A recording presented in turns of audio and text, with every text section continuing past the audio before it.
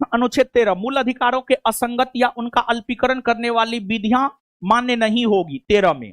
14 में विधि के समक्ष समानता। 15 धर्म, मूल वंश, जाति, लिंग या जन्म स्थान के आधार पर विभेद का प्रतिषेध। 16 लोक नियोजन में अवसर की समानता। 17 अस्पृश्यता का अंत। 18 उपाधियों का अंत। 19 वाक स्वतंत्र आदि विषयक कुछ अधिकारों का संरक्षण। 20 अपराधों के लिए दोष सिद्धि के विरुद्ध संरक्षण। 21 प्राण एवं दैहिक स्वतंत्रता। 22 कुछ दशाओं में गिरफ्तारी और निरोध से संरक्षण।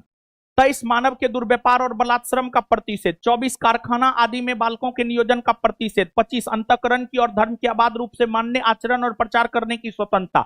26 धार्मिक कार्यों के प्रबंधन की स्वतंत्रता। 27 किसी विशिष्ट धर्म की अभिवृद्धि के लिए करों के संदाय के बारे में स्वतंत्रता।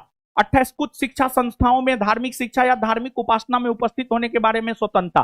29 अल्पसंख्यक वर्गों के हितों का संरक्षण। 30 शिक्षा संस्थानों की स्थापना और प्रशासन करने का अल्पसंख्यक वर्गों का अधिकार।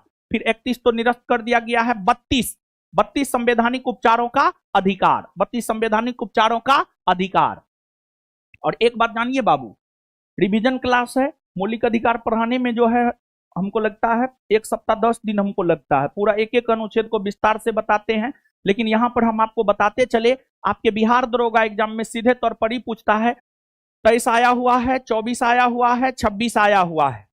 23, 24, 26 का प्रश्न है। 23 आया हुआ है, 24 आया हुआ है, 26 आया हुआ है। 23, 24, 26, 25 भी आया हुआ है। इसके अलावे अगर हम देखें तो इसके अलावे 16 आया हुआ है। 16 ये तमाम ऐसे हैं जो आपके बिहार दरोगा एग्जाम में आए हुए हैं।